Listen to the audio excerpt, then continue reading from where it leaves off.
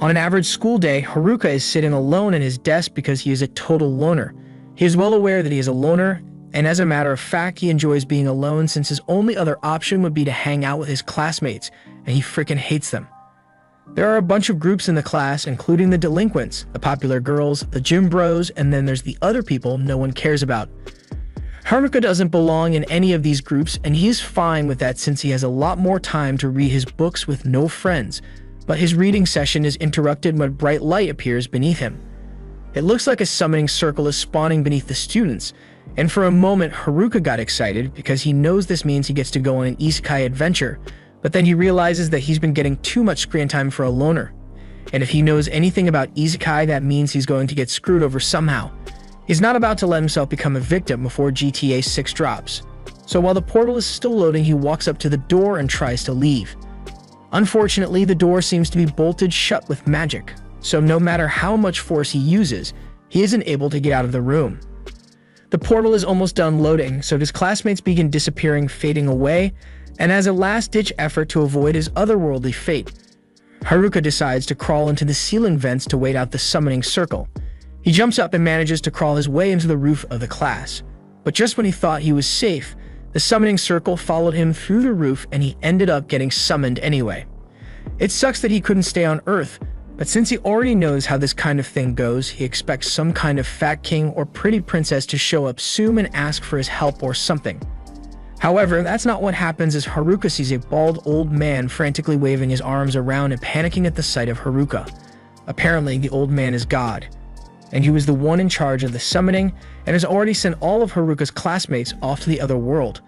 But because Haruka came up with the idea to hide in the ceiling, while he still ended up getting summoned, his summoning was delayed, so God needs to send him to the other world quickly before he gets in trouble for this mess.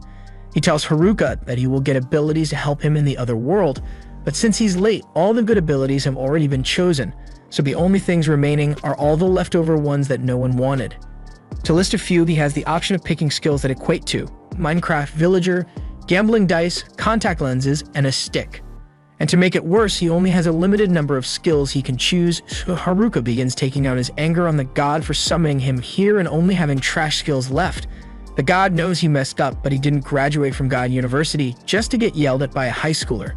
So he tells Haruka that he will give him all the remaining trash skills as an apology, but he doesn't want to see his ugly face around here anymore, so he teleports Haruka to the other world immediately. It's cool that he gets to have more skills than normal, but that doesn't do him much good if he gets tossed out into the woods as soon as he arrives. He's never lived in the woods before and he has no supplies, but then he notices a pouch on the floor and it turns out that it's a part of the Minecraft Villager skill, and the pouch allows him to store an unlimited number of items in his inventory. There's also a bunch of starter gear in there, so at least Haruka isn't going to be doing this without equipment. After he's got his stuff on, he decides to check his stats, but thanks to the gambling dice, he needs to roll a number to get stat points. He just goes with it and throws the dice on the ground, so as a result he ends up with a score of M, and he has no idea what M means, so he just decides to put the M points all into his luck stat.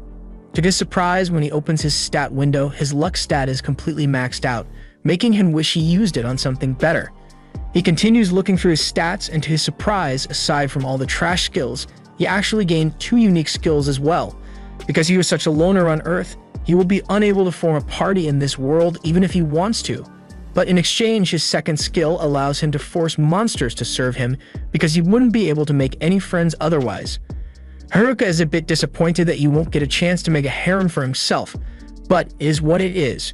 Right now, he's more concerned with the fact that he doesn't see any of his classmates nearby, and he finds that strange since this is supposedly the starting location. But then again, he never cared about them before, so why would he care about them now? Right now, he needs to focus on getting supplies so he can live a good life out here in the woods, but that's a lot easier said than done when he can barely see anything with all the trees in the way. At this rate, it won't be long before he runs into a monster accidentally, and if that were to happen, he would be a dead man for sure. Just then, Haruka remembers that he has a contact lens skill, so he puts on the contact lenses and suddenly he can see all kinds of information about his surroundings. It turns out that the contact lenses come with an inbuilt appraisal skill, and with it, he is able to easily traverse the forest and find some mushrooms that he can eat without dying. He decides to pick some, and thanks to his villager bag, he can take as many as he wants. He then goes over to the river nearby and uses his bag to fetch a little water to drink. But once he's done with that, something else catches his eye, so he wanders back into the forest where he finds a little cave. It looks too interesting for him to ignore, so Haruka says a little prayer in case there's a monster here that will attack him. And after that, he begins exploring the cave. Luckily, it looks like there aren't any monsters here, and this place is quite spacious, so he decides to make this his base of operations. He pulls out a tent and a magic lantern from his bag to set up camp, after which he then proceeds to light a small fire with his temperature control magic so he can stay warm for the night.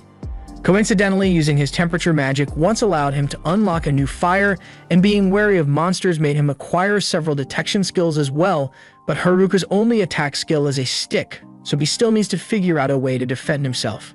The next morning, Haruka wakes up with a jolt, so nervously leaves his tent, and to his relief, it looks like there weren't any monster attacks overnight. He is safe all thanks to the anti-monster properties of his useless skill items. But even if he is safe from harm, it doesn't mean he's safe from her hunger, so he busts out a frying pan and cooks up some of the mushrooms he gathered yesterday. And if you're wondering where he got the frying pan, it was just sitting there in his villager bag along with a full set of kitchen knives and some beef jerky. So far, that bag has been the most useful thing in Haruka's arsenal, so he wonders what kind of villager stocked it up before he got it. In any case, now that he has eaten, he needs to figure out what he's going to do from now on, so he heads outside and takes a little walk to think. For now, that cave will work well as a base of operations, but Haruka still needs to worry about finding a reliable source of food and creating safety measures against any monsters that may try to attack him in this world. Fortunately, with his contact lenses, it shouldn't be too hard for him to gather enough food to last for a while, as he finds some more mushrooms and some herbs almost immediately, but he still has to figure out a solution to his monster problem.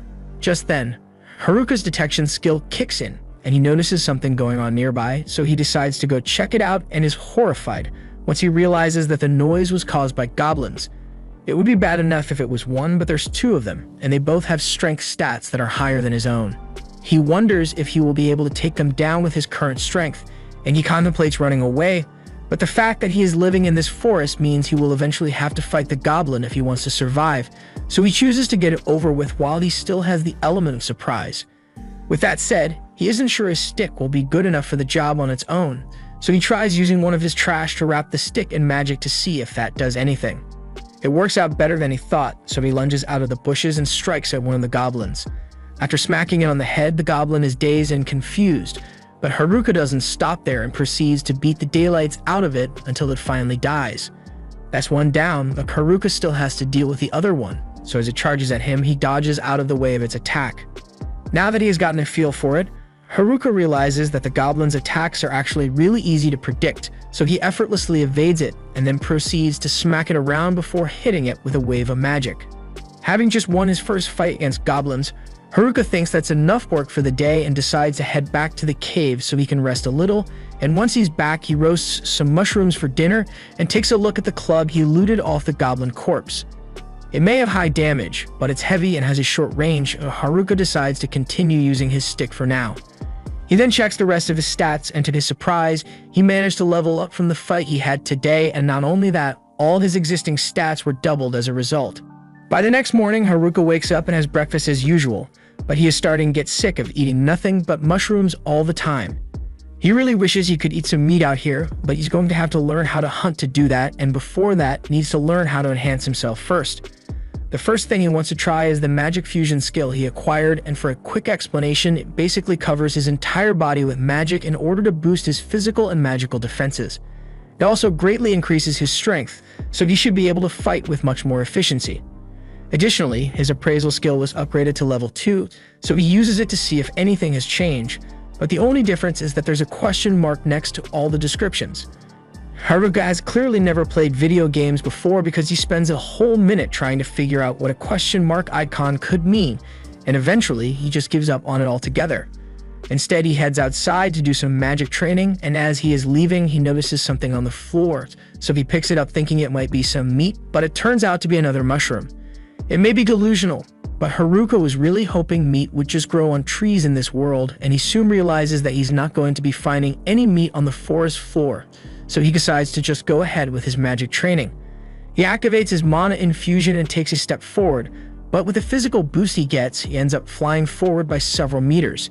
His body feels much lighter than before, and with very little effort, he can easily dart around the forest almost like he's teleporting. On top of that, his dexterity is greatly enhanced as well, so he can move and strike at things with precision. The first thing he does with his enhanced strength is challenge 2 random goblins, and unlike yesterday, he is able to knock the goblin out in one hit.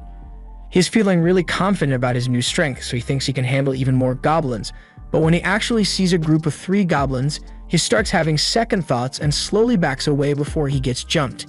He decides that he has worked hard enough for today and heads back to his cave so he can practice his magic. He continues this routine and practices fighting during the day, and by night, he starts tinkering with his magic to see what he can do with it. And apparently, he can make coffee tables. By following this routine, Haruka is able to eventually one-shot a goblin and create a proper table with his magic crafting. So he then uses it to create a gate for his cave so he can go out at night. And that means he can finally go hunting. He goes after a rabbit because he hasn't tasted meat in so long, and when he finally catches up to it and is about to start cooking, he notices something else nearby. At first he thinks it's a goblin, but upon further inspection, he finds out that it's something even worse. Those are the delinquents from his class, and he really doesn't want to have to deal with them, so he intends to sneak away in the other direction, but as he starts heading that way, he realizes the popular girls are here as well, along with the gym bros and the nerds. He doesn't think the nerds are that bad since he occasionally hung out with them back in school, but he still doesn't want to have to talk to them though. Finally, he notices the student council group, which has the class rep in it. And while he may hate socializing with the people in his class, he has to admit that the class rep has always been really nice to him. So it would be the least he could do to return that kindness, even if it's just to say hello. He briefly considers revealing himself and talking to her, but then again, he doesn't want to ruin the solitary life he already has. Since no one knows that he is here, he has the chance to be truly alone like he has always wanted. There's no idle chatter, no taxes, and no one to annoy him. So he really doesn't want to mess that up by having contact with his classmates because they are already pretty annoying. That's why he officially decides that he will ignore his classmates and live by himself so he can conquer this world alone. He then ducks into a bush to keep himself hidden as the delinquents approach, and one of them could have sworn he heard someone in this direction, and he is closing in on the bushes Haruka is hiding in. But as he checks inside, all he finds is the bunny, so he and the others continue walking.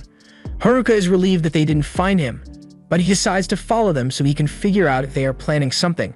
He listens closely as the delinquents have a highly intellectual conversation about their class VP's chest, and Haruka is disappointed because he thought he would at least learn something useful from them.